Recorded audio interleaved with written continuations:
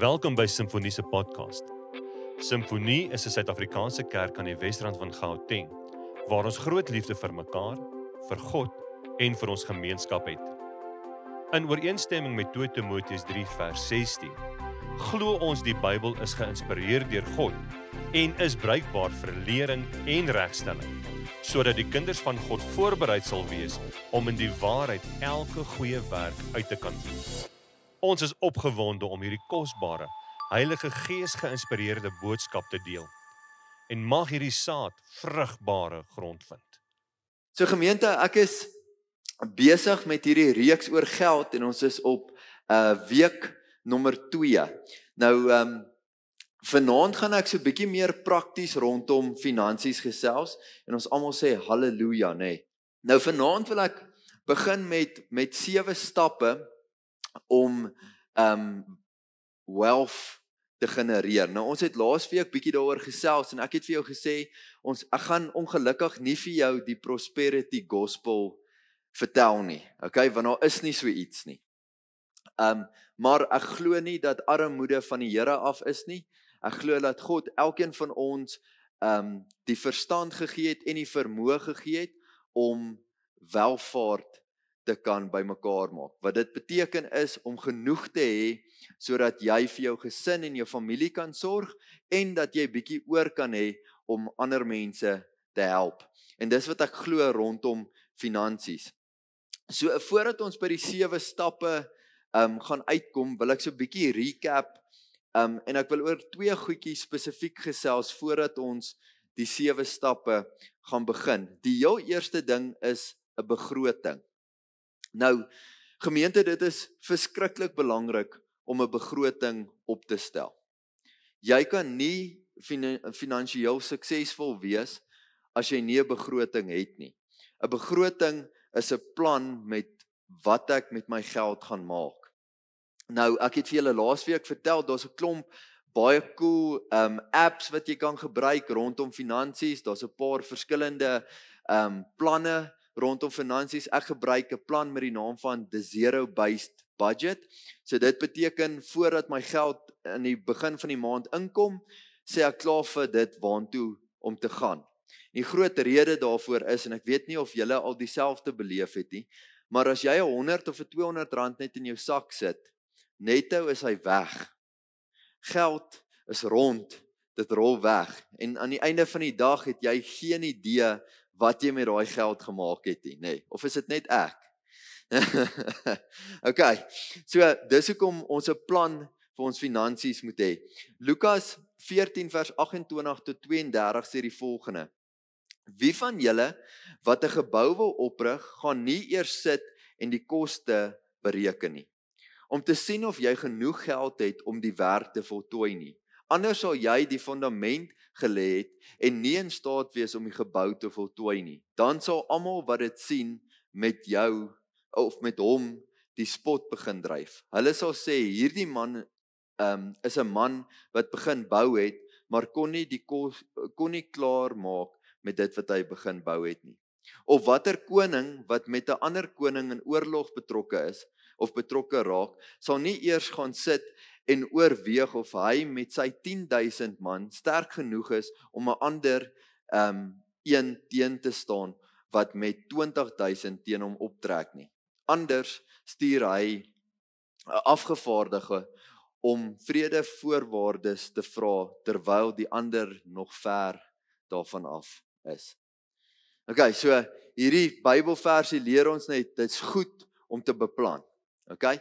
As jy wil suksesvol wees in oorlogvoering of 'n gebou opsit, moet jy 'n plan in plek hê. As jy nie een het nie, if you don't plan, you plan to fail outomaties. Okay, so dis die eerste ding. Die tweede ding wat ek so bietjie by wil gaan stil staan, en ons gaan hieroor gesels binne in die 7 stappe ook, is skuld.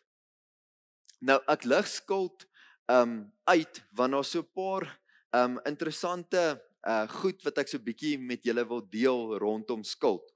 Nou in Suid-Afrika gebruik of spandeer banke en skuldmaatskappye so $2.23 miljoen elke jaar om skuld aan jou te adverteer. Raai wat, hulle maak daai geld baie vinnig terug. Okay.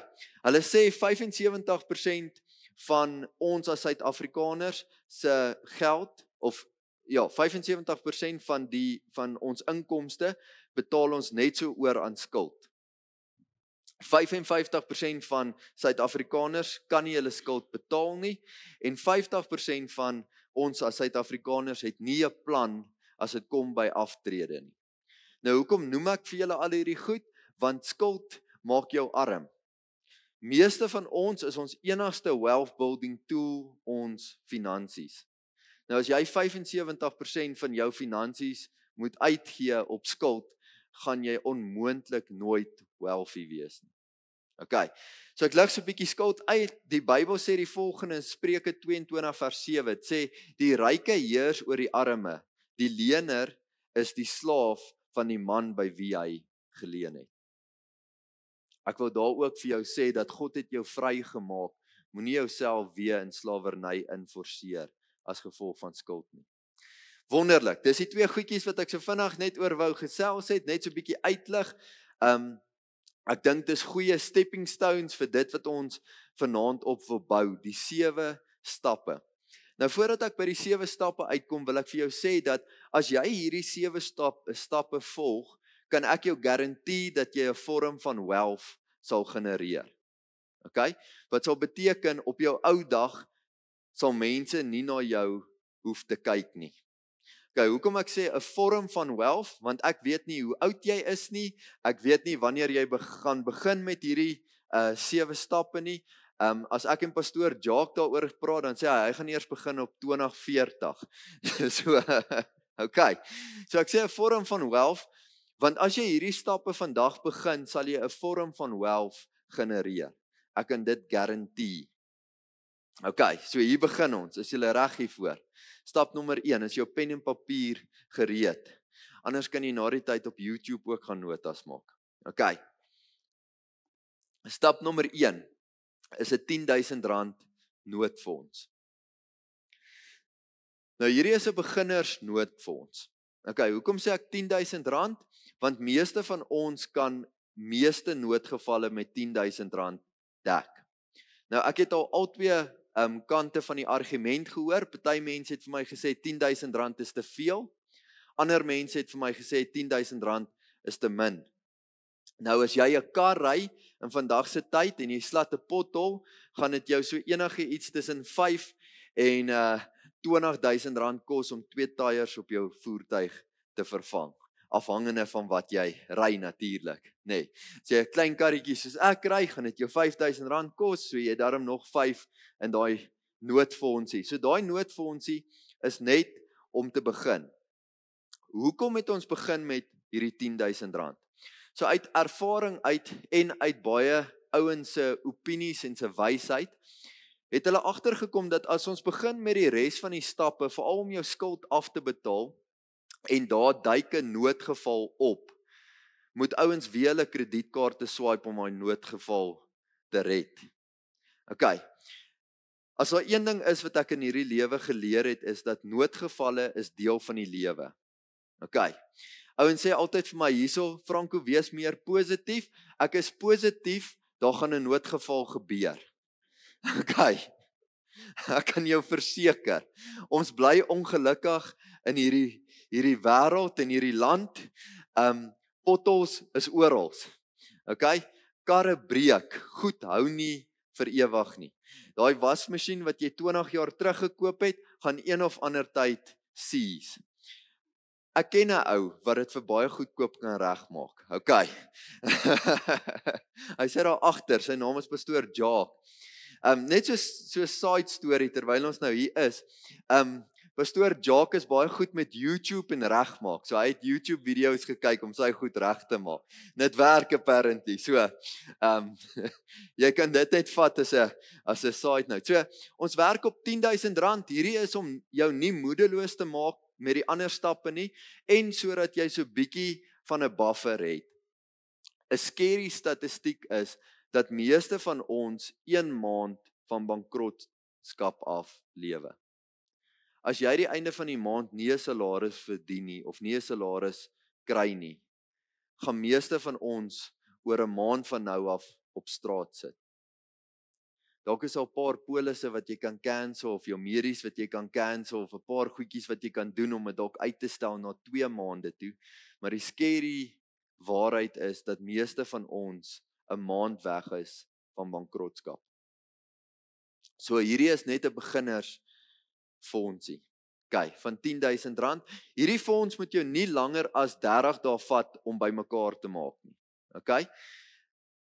Gaan doen 'n ekstra werkie as jy moet. Gaan verkoop goeders. Ons het 'n garage vol goed wat net daar lê. En my vrou sê elke keer, "Nee, maar ons gaan dit nog gebruik." En dit lê al vir 4 of 5 of 6 jaar daar, nê? Julle ook? Garage vol goed wat jy kan verkoop. Al is dit 'n 50 of 'n R100 wat jy kan maak met daai goed, jy moet 'n R10,000 emergency fonds binne 30 dae bymekaar kan sit. En hierdie fonds is nie vir die verjaarsdagpartytjie wat jy van vergeet het nie. Okay?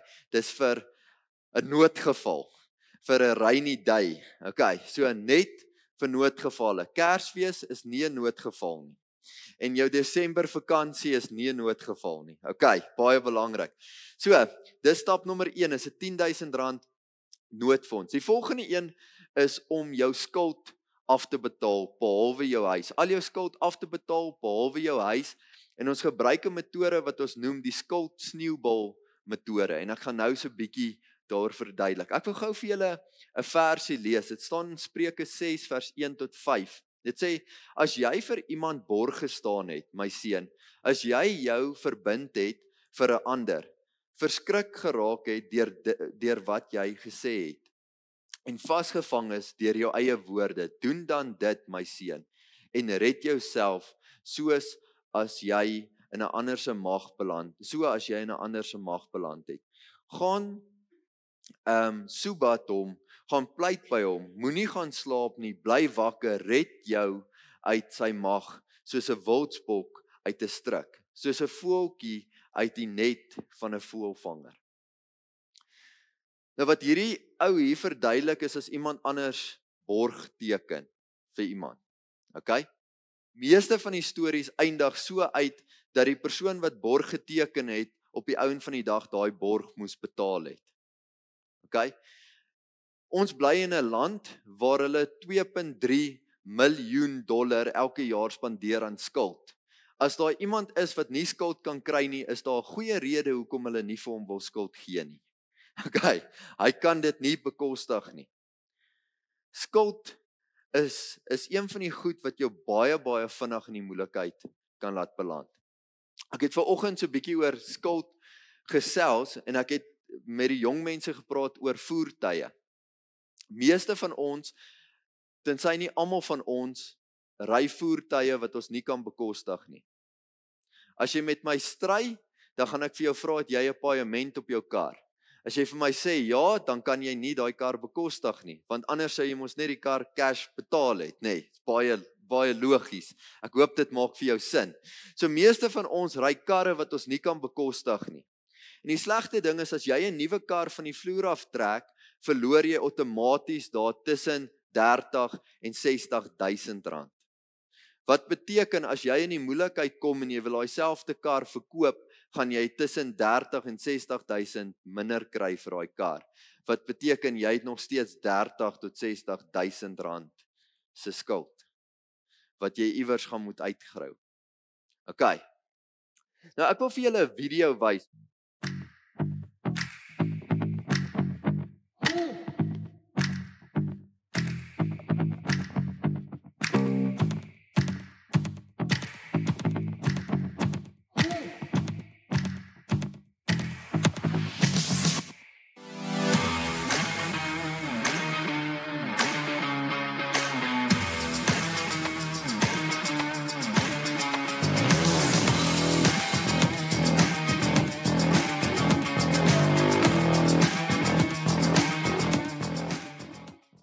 Daai is 'n cheetah wat die vinnigste land dier is wat ons kry, wat sopas 'n snack gemis het. Okay, sy snack was die springbok. So hoekom wys ek vir jou hierdie video? Hulle praat hier van 'n wildsbok wat weghardloop. Nou, 'n cheetah is die vinnigste landsdier wat ons kry. En tog, as jy gaan kyk na hoeveel keer 'n cheetah 'n springbok inhardloop en actually wen, is dit 1 uit elke 19 keer. Is nogal scary, nee. As ek teen Usain Bolt moet gaan hardloop in die 100 meter, gaan ek elke keer verloor. Maak nie saak hoeveel keer ons dit doen nie. Tog verloor 'n cheetah teen 'n springbok 19 uit 20 keer. Hoekom? Hulle hardloop vir verskillende redes. Die een hardloop vir sy volgende snack en die ander een hardloop vir sy lewe. Okay. So verskillende intensiteite. As jy met die regte motivering iets doen, gaan jy dit wonderlik reg kry. En dis hoe 'n springbok 19 uit die 20 keer wegkom van 'n cheetah af. Nou hoekom sê ek dit of hoekom noem ek dit vir jou? Want ons moet skuld so aanpak. Okay, ons gaan ons mindset moet verander rondom skuld. As ons glo dat skuld maar net deel van die lewe is en maar net alright is om te kry, val ons in die trap in van al die ander mense. As ons glo dat skuld nie van die Here af is nie, dat God ons nie weer in gevangenskap wil inkry nie, dat ons sonder skuld kan lewe, en ons het skuld, moet ons skuld aanval, of van haar weghardloop, soos daai arme springbokkie van daai cheetah weghard. Okay? Die intensiteit moet verander. Ons kan nie meer hardloop soos asof ons net hardloop vir 'n volgende snack nie. Ons moet hardloop vir ons lewe. En as ons skuld aanpak, gaan jy moet hardloop vir jou lewe. Nou, hoe raak jy ontslaaf van skuld? Want is maklik om te sê hou op. Jy weet, raak ontslaaf van skuld, maar hoe doen ons dit? Nou, ek het 'n paar metodes hier neergeskryf. Die heel eerste een is hou op skuld maak. Okay. Maklik. Hierdie goed is prakties, ouens. So, ek het geleer die maklikste manier om uit 'n gat uit te klim is om op te hou grou. Okay, nee, dit maak sin. So, jou eerste is hou op skuld maak. Okay, baie eenvoudig. Die tweede een is spaar bietjie geld. Daai R10,000 emergency fooi, want as daar 'n emergency opduik, dan het ons die kontant om daarvoor te betaal. Okay, wonderlik. Die volgende een is verkoop iets. Nou Dave Ramsey het hierdie studie gedoen en volgens hom sê hy jy moet tot jou kinders op Craigslist sit. Okay, nou moenie so ver gaan nie asseblief. Maar amper so ver. Dis die intensiteit wat ons van ons skuld wil ontslaa raak. Okay, so verkoop iets. Kry 'n tweede werk. Kry 'n ekstra werkie. Doen iets. Okay? Daar's altyd 'n manier om 'n ekstra paar rand te maak. En dan die laaste ding is bid. En ek het hier geskryf want gebed werk regtig. Okay. Nou ek wil vir jou sê dit gaan nie help jy bid net en jy doen niks nie. God sal vir jou geleentheid gee om geld te maak of 'n ekstra rand in die hande te kry. Maar God gaan nie noodwendig vir jou daai geld gee nie. Okay. So ek wil 'n klein testimony hier vertel. So 'n paar jaar terug is ek en Janiek besig om so 'n bietjie op te lees rondom finansies en goed en 'n noodgeval gebeur. Nou ek was daai tyd 24 jaar oud. So ek is nie veronderstel om meer verstandtande te hê nie. Okay, maar ek het toe gekry. Wonderbaarlik. En die tandarts sê toe vir my hierdie goed moet uit. Nou die medies dek 'n sekere persentasie, maar hulle dek gewoonlik nie jou opnemingsfooi nie. Jy moet gap cover daarvoor kry, het ek uitgevind. So daar's 'n fooitjie wat jy moet betaal om opgeneem te word. En hierdie fooitjie is iets soos R8,000. Nou daar's baie min van ons wat met 'n ekstra R8,000 in jou bankrekening rondloop, nê. Nee. En daai tyd, ons was jonk en dom en ek het 'n kredietkaart gehad wat wonderlik is, so ons swipe net die kredietkaart. En toe ons begin leer het oor finansies en goeders wil ons daai skuld afbetaal. Nou ek wil vir jou sê God het nie wonderbaarlik net vir my R8,000 teruggegee nie. Al was dit 'n noodgeval en al moes dit gebeur het. Maar wat God wel gedoen het toe ek en Janiek begin bid het oor Here help ons wil regtig ontslaa raak van ons kredietkaart, ons wil regtig nie meer skuld hê nie. Ons wil regtig hierdie goed ophou doen en klaarmaak hiermee. Het God vir ons ekstra werk gestuur en veral Janiek het lekker harder gewerk. Okay, as jy 'n vrou het, kry vir haar ekstra werk. Is wonderlik. Ja, ek spot. Maar die Here het dit vir ons moontlik gemaak dat Janiek so 'n bietjie ekstra merkwerk en goeders kon kry sodat ons daai skuld vinniger kon klaar betaal. So gebed werk. Nou hoe hanteer ons skuld as ons skuld wel het in ons lewens? Hoe maak ons klaar daarmee? Nou die metode wat ek gebruik is die skuld sneeubal metode. Dit is baie eenvoudig. Jy lys jou skuld van kleinste na grootste en jy begin die kleinste een aanval. Okay. So jy betaal minimum betalings op al jou skuld. Moet asseblief dit nie oor sien nie. Okay, jou skuld, as jy dit ignoreer, gaan nie net weggaan nie, jy moet dit aanhou betaal. Dis wat 'n goeie Christen mens sal doen. Okay. Daar is mense wat net weghardloop daarvoor. Okay, ongelukkig hou dit jou in. Veral dit hang af waar jy skuld gemaak het, nê. Nee. As jy by verkeerde ouens skuld gemaak het, kom haal hulle dalk 'n toon of breek ietsie of so, vat dit saam. So, moenie ophou skuld betaal nie, doen alle minimale betalings op jou skuld, behalwe die kleinste een, jy sit al jou ekstra geld daarin, alles wat jy verkoop het, al daai geld sit jy daarin, jou ekstra werkie, al daai geld sit jy daarin en jy val die eerste skuld aan, die kleinste een. Sodra hy afbetaal is, vat ons al daai geld wat ons op nommer 1 ingesit het en ons betaal nommer 2. En dan as ons nommer 2 klaar gemaak het, vat ons weer al daai geld en ons betaal nommer 3 en so begin die sneeubal aan die gang kom. Okay, maklike metode om te gebruik. Hoekom die sneeubal metode? Daar's 'n avalanche metode ook. Julle kan bietjie daaroor gaan oplees en gaan kyk daarna. Hulle vat weer die skuld met die hoogste inflasie rate en hulle kyk bietjie daarna en dan werk hulle volgens dit 'n ding uit. So ons gaan nie vanaand daaroor gesels nie. Ek hou van die debt snowball metode vir die eenvoudige rede, jy word gemotiveerd as jy een ding klaar betaal het. Die dag toe ek en Janiek ons kredietkaarte kon klaar betaal het, was dit awesome, want toe kon ons hulle opknip en weggooi. Dit was great, ek wil amper geselebrate het, maar toe besef ons is nog nie heeltemal uit die skuld uit nie, so okay, hou bietjie vas. Ek wil so klein oefeningkie met jou doen. So ons betaal al ons skuld tot en met hierdie punt af, behalwe jou huis. Die groot rede is jou huis gaan jou 'n paar jaar vat, want dit is 'n groot uitgawe. En jy kan so lank begin belê. Okay, so alles behalwe jou huis. So ek wil hê jy moet bietjie daar sit en net vir 'n oomblik dink of imagine jy het geen skuld nie. Is dit 'n lekker gevoel? So great wees, nê. Nee. Imagine hoeveel ekstra geld sal jy in jou sak hê as jy nie 75% daarvan moet betaal aan skuld nie. Okay, en dis hoekom ons die volgende stap doen. Dan stap nommer 3. Nou voordat ek stap nommer 3 gaan begin, wil ek vir jou sê, stap nommer 1 tot 3 val ons aan soos daai springbok weghardloop vir die cheetah. Okay? Ons val ons skuld aan en ons begin spaar asof ons lewens daarvan afhang. So dit beteken jy kan nie gaan uit eet nie, want jy het nie geld om uit te eet nie.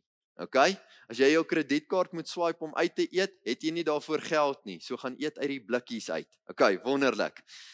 Jy kan nie op vakansie gaan nie. Vakansies moet bietjie op hold gesit word. Gebruik daai geld om jou skuld dood te maak. As jy vir my sê jy gaan 3 jaar lank nie op vakansie kan gaan nie, dan gaan ek vir jou sê jy moes nie soveel skuld gemaak het nie. Okay, wonderlik. Okay. So vakansies, uit eet, alle luxuries, geskenke, al daai goed is uit vir die eerste 3 stappe. Want jy het nie geld om dit te doen nie. Okay? Totdat jy nie die geld het om kontant daarvoor te betaal nie, kan jy dit nie bekostig nie. Ons probeer ontslaa raak van die kredietkaart. Ons probeer hom nie net bietjie afbetaal en dan weer te swipe nie. Okay. So ek vir julle raad kan gee, die beste besluit wat ek en my vrou gemaak het, is om ons kredietkaarte op te knip. Want meeste van ons het nie die vermoë om 'n kredietkaart net te gebruik as jy geld het nie. En ook, meeste mense wat ek ken wat wealthy is, het nog nooit vir my gesê ek het wealthy geraak deur kredietkaartpunte te kry vir miles en ek weet nie wat se goed alles wat jy met 'n kredietkaart kan ekstra puntjies en goedjies kry nie, okay? Niemand wat wealthy is het al ooit vir my gesê hulle het wealthy geraak deur punte nie. Halleluja, dankie tog. Want Discovery het 103,000 punte, nê, vir alles. As jy vandag stap en jy rekord, dan kry jy punte. As jy 2 gesprekke het oor goed, dan kry jy punte. As jy 2 inspuitings vat, dan kry jy punte. En jy moet 'n hele boek gaan opswat oor punte. Okay, so niemand het wealthy geraak oor punte nie. Halleluja. Wonderlik. So, stap nommer 3, onthou ons is nog steeds intens gefokus. Jy kan nog steeds nie gaan uit eet of op vakansie gaan tot en met hierdie of tot na hierdie punt nie. En dis om 'n noodfonds van tussen 3 tot 6 maande se finansies bymekaar te maak. Okay. Uitgawes, nie jou inkomste nie. Hoekom? Want ons bly in 'n land waar ouens kan retrench word, waar ouens hulle besighede moet toemaak en so voort. So jy het 'n bietjie van 'n buffer nodig om weer werk te soek.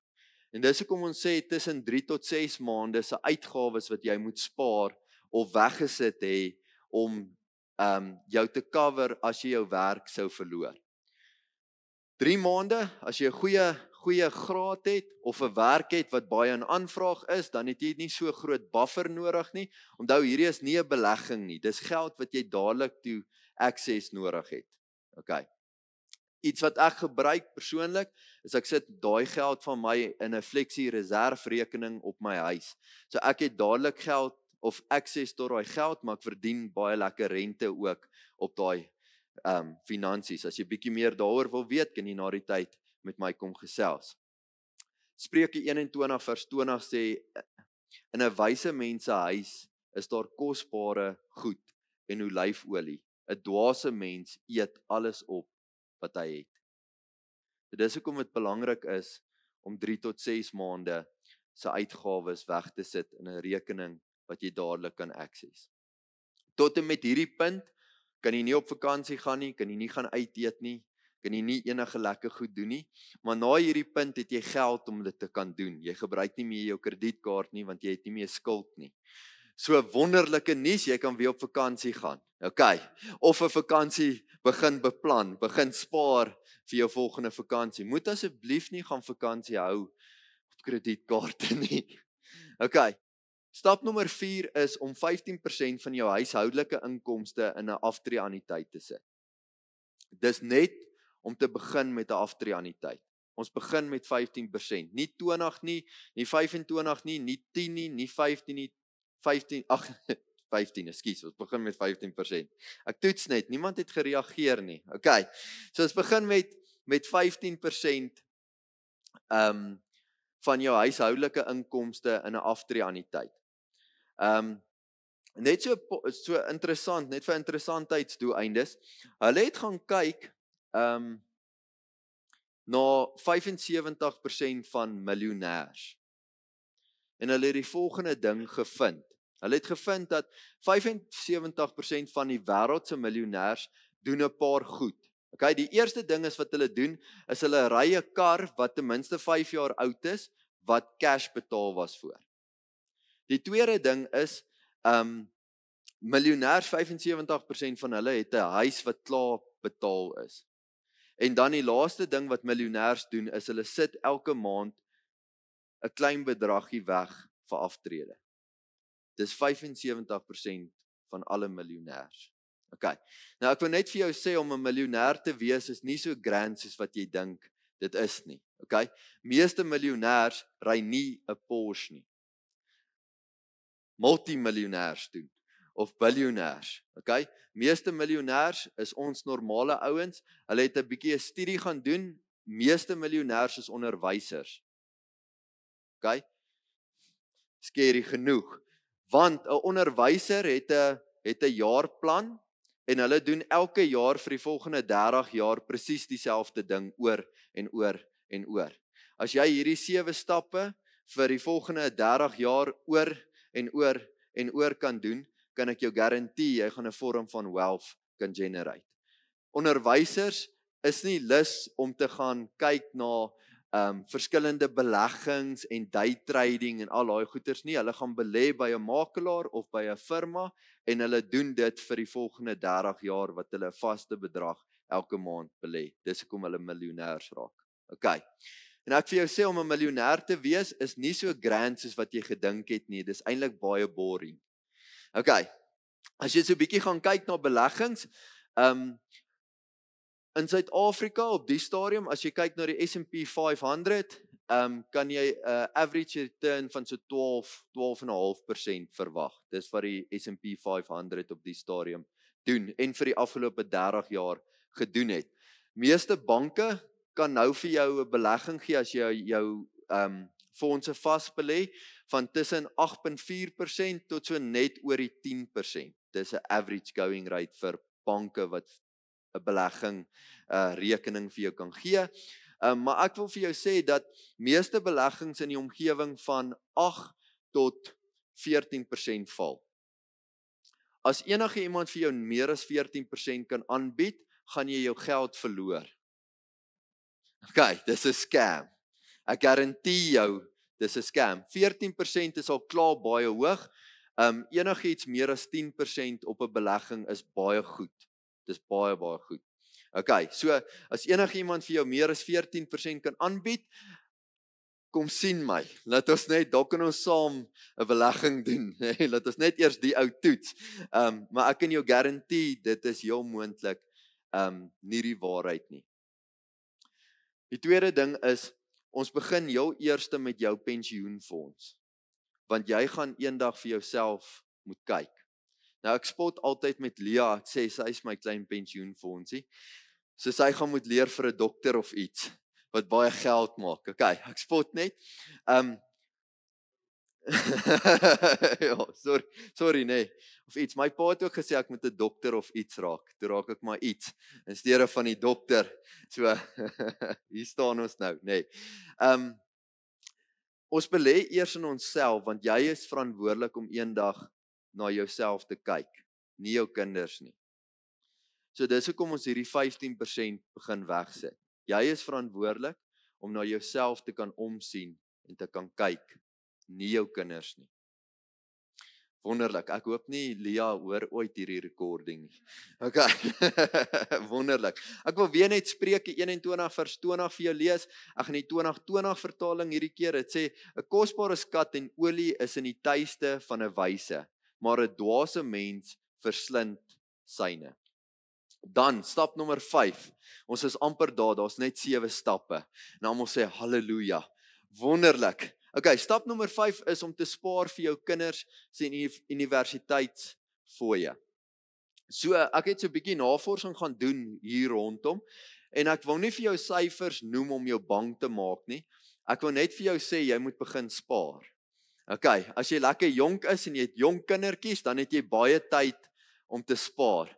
As jou kinders bietjie ouer is, gaan jy baie meer moet spaar. Okay. Hier gaan ons.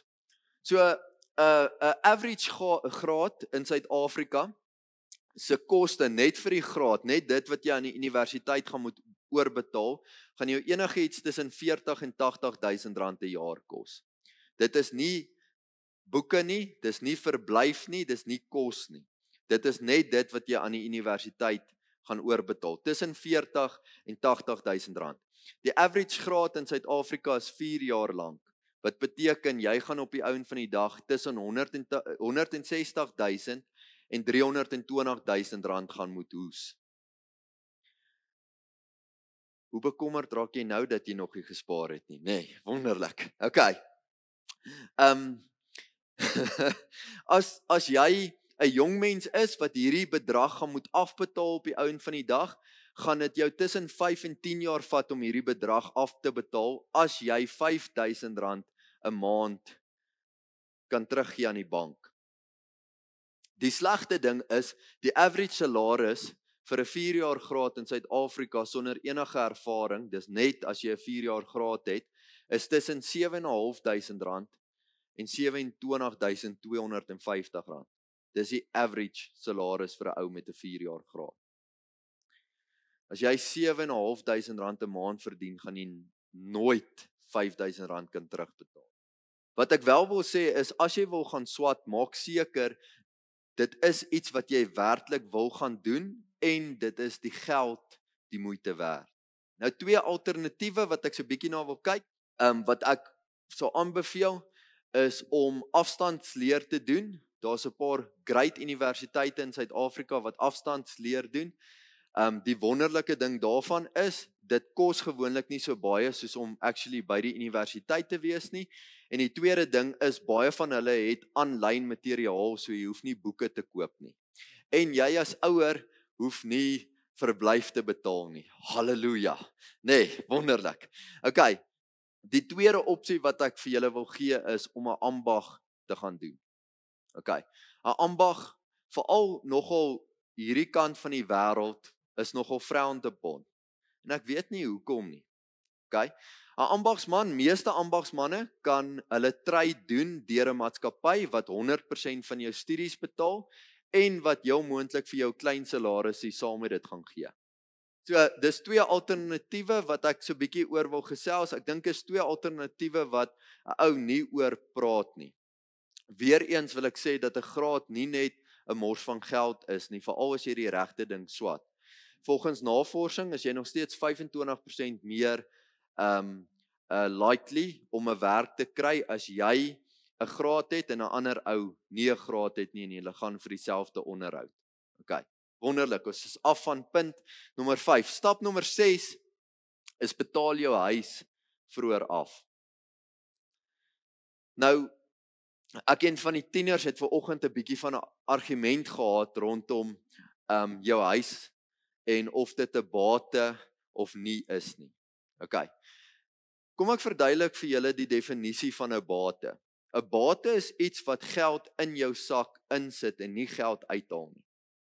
By definisie is 'n huis nie 'n bate nie. Veral nie as jy op hom skuld nie. Inteendeel, dis 'n verskriklike verlies. Want jy skuld nie net die bank daai hoeveelheid geld nie, jy moet ook maintenance doen. En onthou julle daai rainy day wat ek van gepraat het? Geysers wat bars, pype wat loop, toilette wat nie meer lekker werk nie, al daai goed is maintenance wat 'n ou moet ekstra doen by jou huis. 'n Huis wat nie afbetaal is nie 'n bate nie. Dis 'n las. Dit vat elke maand geld uit jou sak uit. So as 2 hoofredes hoekom 'n huis of dit belangrik is om 'n huis vroeër af te betaal. Nommer 1 is, sodra jy, jou huis is veronderstel om die grootste uitgawe op jou budget te wees. As jou kar is, verkoop jou kar. Jy kan iets goedkoper ry. Okay, jy het 'n beter huis dalk nodig. Jou huis moet jou grootste uitgawe wees op jou budget.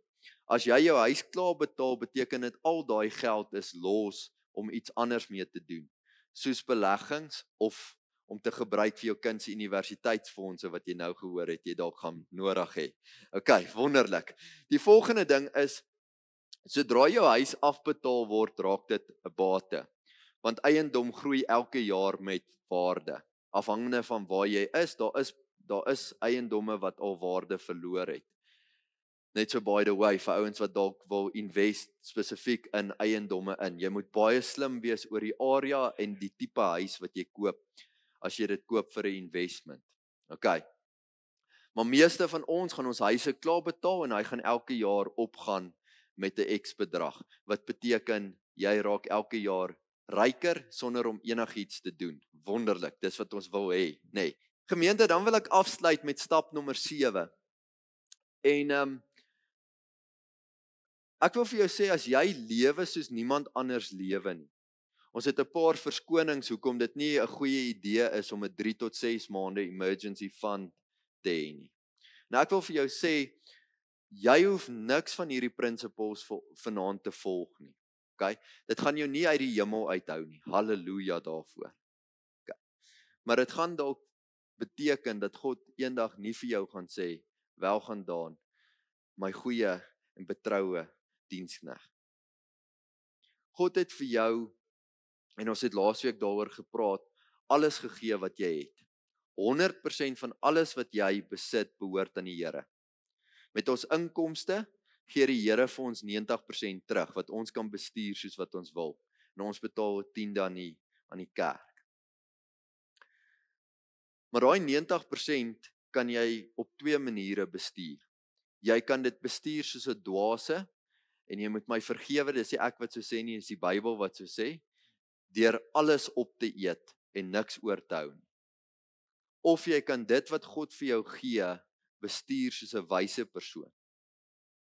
En jy kan daarmee woeker en dit meer maak, om vir jou kinders se kinders iets agter te laat. Jy kan dit goed bestuur sodat jou vrou, as jy nie meer daar is nie hoef te worry oor finansies nie, dat jou kinders voorsien word. Jy kan dit goed bestuur sodat jou kinders nie eendag op die plek waar jy begin het, hoef te begin nie, maar 'n hupstoot in hierdie lewe kan hê. Maar die keuse hang van jou af. Stap nommer 7 is so eenvoudig soos dit. As jy jou hele lewe leef soos wat niemand anders dit doen nie, gaan jy eendag kan leef soos wat niemand anders kan leef. Ek wil afsluit met hierdie gedeelte Matteus 25 vers 14 tot 30 en ons almal ken die storie. Gaan oor 'n man, sê die koninkryk van God is soos die volgende. Dan gaan dit oor 'n man, 'n ryk man wat op reis gaan. Nou roep hy sy diensknegte en vir een gee hy 5 muntstukke, vir een gee hy 3 muntstukke en vir een gee hy 1 muntstuk. En ons ken die storie, né? Ek hoop ons almal ken hierdie verhaal in die Bybel. As jy dit nie ken nie, gaan lees hom vanaand Matteus 25 vers 14 tot 30. En dan gaan die ou weg op reis en dan kom hy terug en die een met 5 muntstukke het nog 5 gaan maak. So hy gee toe 10 terug aan sy meester. Die een met 3 het nog 3 gaan maak en hy gee toe 6 terug aan die meester. Maar die een met die 1 muntstuk het 'n klomp verskonings gehad, soos hy het gesê, meester, ek het geweet hoe wrede baas jy is, dat jy my sou doodslat as ek hierdie muntstuk verloor het. En toe het ek gegaan en ek het die muntstuk gaan begrawe en dit weggesteek, sodat ek dit nie verloor nie. En dan sê hierdie ryk man vir hierdie werker, jou slegte werker, gaan vir my af weg. Plaas het jy net my geld in die bank gesit, dan kon ek bietjie rente trek. Ons het in 'n mentaliteit verval van verbruiker, né? As dit met ons bietjie sleg gaan, of ons bietjie uit ons gemaksone uit is, dan kla ons. En ons hou daarvan om by die Here te gaan kla. Né? As ek nie my BMW kan ry nie, en ek moet afskaal na 'n i10 toe, dan kla ek by die Here. Dankie tog, jy het nog 'n kar om van punt A na punt B toe te kom. As ek nie meer so baie elektrisiteit kan gebruik om my heaters aan te hou nie, dan kla ons by die Here. In steede daarvan ons skeppers te wees, om 'n toekoms vir ons kinders te skep, om 'n standvastige huishouding vir ons gesin te skep, om vir jou vrou die vrede te kan gee, om 'n 3 tot 6 maande emergency fund te gee. Julle geweet vrouens hou van standvastigheid, né? Vrouens, praat ek die waarheid? 'n Vrou hou daarvan om te weet my man kan voorsien. Of ons het genoeg sodat ons nie hoef te worry oor die dag van môre nie.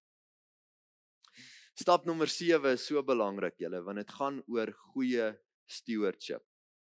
En ek het vandag vir jou die wysheid en die kennis gegee om 'n goeie steward te wees.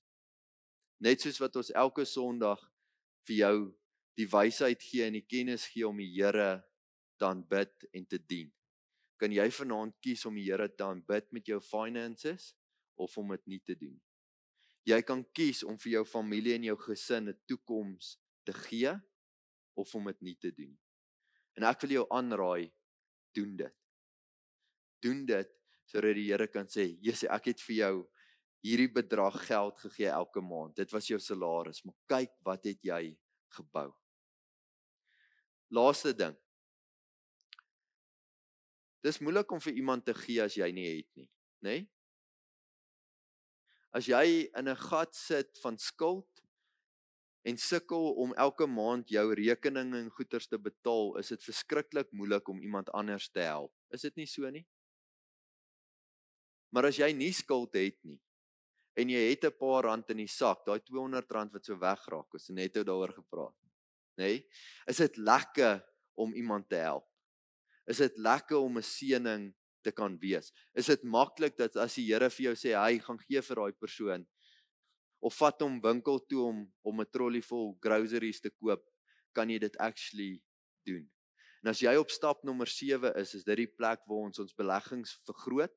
Dis die plek waar ons wealth bou, maar is ook die plek waar ons kan begin gee vrymoediglik, want ons het. En daarmee wil ek jou vanaand los. Halleluja en amen.